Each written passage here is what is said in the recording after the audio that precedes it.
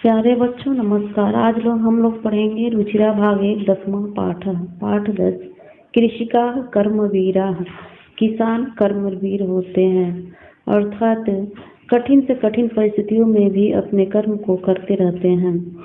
सूर्य तपतु मेघा वा वर्षन्तु विपुलं जलम कृषिका कृषिकौ नित्यं शीतकाले अपि कर्मठौ।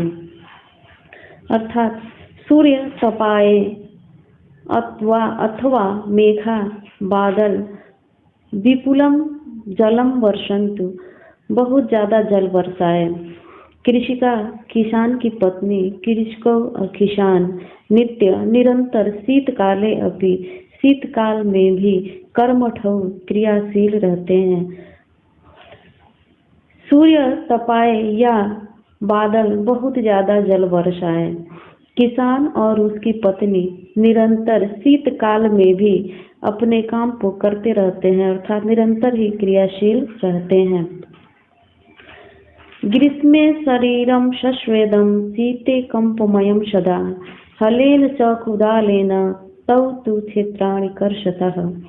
ग्रीष्मे गर्मी में शरीरम शरीर शश्वेदम पसीने से युक्त, शीते ठंडी में कंपमयम कांपते हुए, सदा निरंतर, हलेन च कुदालेन हल और कुदाल से, तौ वे दोनों, तू तो क्षेत्राणि खेत को कर्षतः जोतते हैं। तब ग्रीष्म गर्मी में उनका शरीर पसीने से युक्त रहता है और ठंडी में कांपता रहता है, फिर भी वे दोनों निरंतर हल और कुदाल से खेत को जोतते रहते हैं।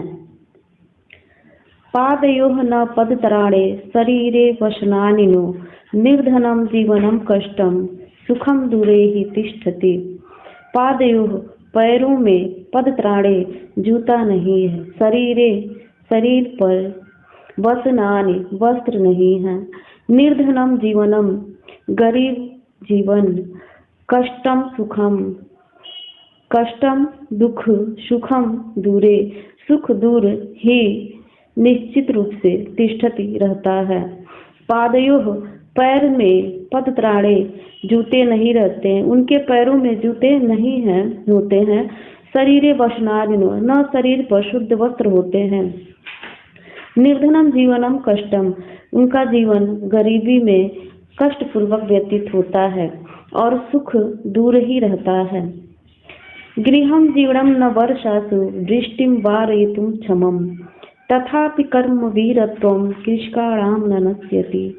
गृहं जीवनं न वर्षासु गृह घर जीवनं पुराना टूटा फटा, वर्षासु वर्षा में, वृष्टि बारिश को, वारयितुं रोकने में, क्षमं समर्थ, तथापि तब भी कर्मवीरत्व उनका कार्य कृषकाणां किसानों का न नश्यति अपने कर्म से विमुख नहीं होते हैं।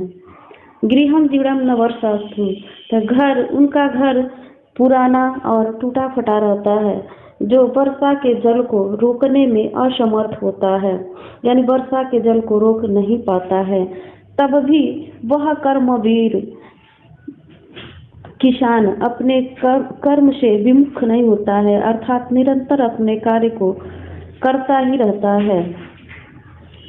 तयोः श्रमेण क्षेत्राणि सस्य पूर्णानि सर्वदा धरित्री सरसा जाता या शुष्का कंटकावृता।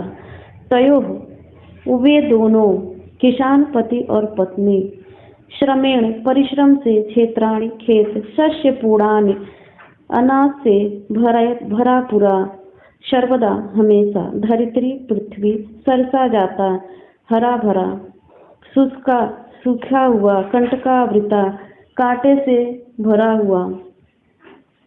तयो ये दोनों पति पत्नी के, उन दोनों पति पत्नी के अर्थात किसान और उसकी पत्नी के परिश्रम से खेत हमेशा सर्वदा हमेशा अनाज से भरा हुआ होता है, अनाज लहलहाते रहते हैं। धरित्री पृथ्वी सरसा जाता या शुष्का कंटकावृता सूखी हुई और कांटों से भरी हुई धरती भी उन दोनों के मेहनत से हरी भरी हो जाती है। साकं मनम फलम दुग्धम दत्त्वा सर्वेभ्यः एव तौ क्षुधा तृषा कुलौ नित्यं विचित्रौ जनपालकः। अर्थात वे दोनों सर्वेभ्य सभी को दत्वा देकर शाकम अनम फलम दुग्धम, शाक यानी सब्जियां, अनाज, फल और दूध, क्षुधा भूख, तृषा प्यास, आकुलौ व्याकुल, नित्यम निरंतर, विचित्र, जनपालक या अभिभावक। अर्थात वे दोनों किसान और उसकी पत्नी निरंतर सभी को अनाज, सब्जी, फल, दूध देकर सबकी भूख और प्यास को शांत करते हैं और स्वयं भूख और प्यास से व्याकुल रहते हैं। वे दोनों विचित्र ही जनपालक हैं, अर्थात विचित्र अभिभावक हैं जो सबके लिए निरंतर परिश्रम करते रहते हैं।